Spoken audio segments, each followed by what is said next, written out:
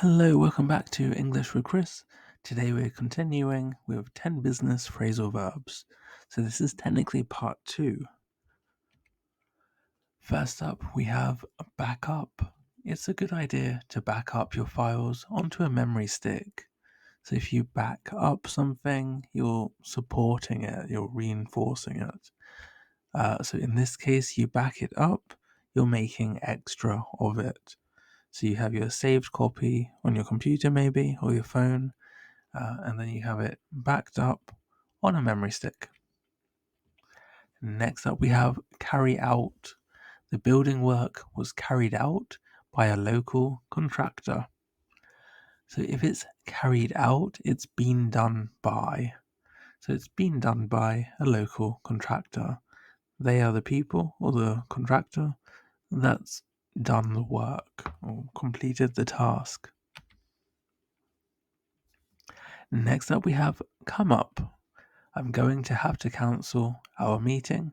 Something's come up. So if something's come up, something's happened, and it's usually something that's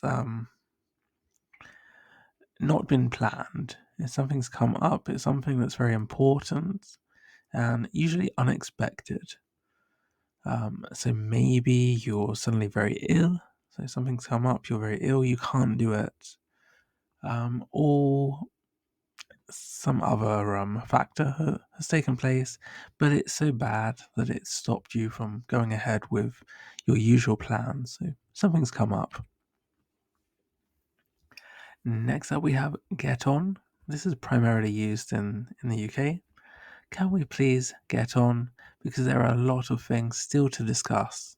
So if you get on, in this case, so we can also get on, meaning to be very amicable, to be friends with someone. You get on with someone, but this is get on with something. So if you get on with something, or get on with a meeting, in this case, it means that they don't have much time to spare. So if you get on, you continue with it. You're not being distracted anymore. You're not being sidelined talking about other factors. You're going to get on with the meeting and with the topics at hand. Next up is keep up with. We try to keep up with what's happening about financial news. So if you keep up with something, it means you're up to date. You're aware of the newest changes or the newest happenings in that particular area. So if you keep up with what's happening with about the financial news, it means that anything related to financial news, you already know about it. You've kept up with it. Okay, next up we have set up.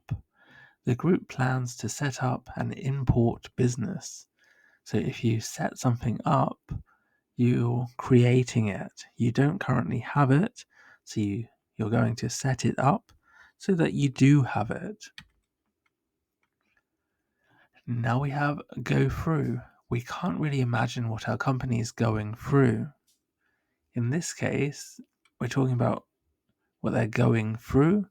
It's a negative, so maybe something bad is happening and they've got to deal with it. They're sorting it out.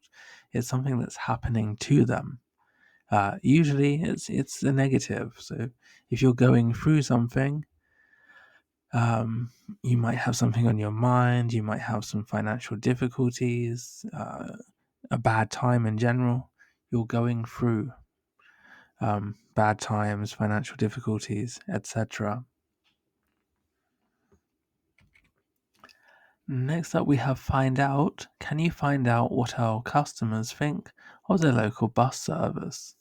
So you find out, you want to know someone's opinion or their thoughts on something.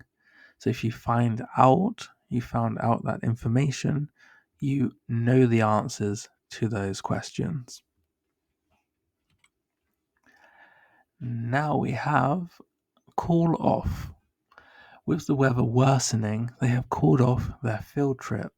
So if you call off something, it's no longer going to take place.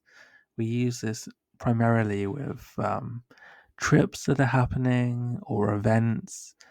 So maybe there's a football match that was supposed to happen, but there were very heavy showers or something, and the field was then too wet. They would have to call off that football match. Okay, next up we have call back. I'll call you back when I've heard something about the interview. So if you call back, you're going to ring someone with their phone, telephone, or call someone to give them information. So they've called you first, and you're going to call them back. So maybe at that time when they called you, you didn't have the information ready at hand. So you would have to call them back when you do have that information so that you can then pass it on to them. Okay, so this has been our 10 business phrasal verbs. This is part 2. If you did miss the first part, you can find it quite easily on the channel. I recommend looking at these because these come up very often in business, and phrasal verbs are always very good to know. If you liked it, please do leave a like, subscribe, and try them out in the comments below. Maybe just think of 3 or 4 that you like, or you're not sure about 100%. Try to write them in the comments, and I'll let you know how you got on. Okay, well, all the best, take care, and bye for now. Bye bye.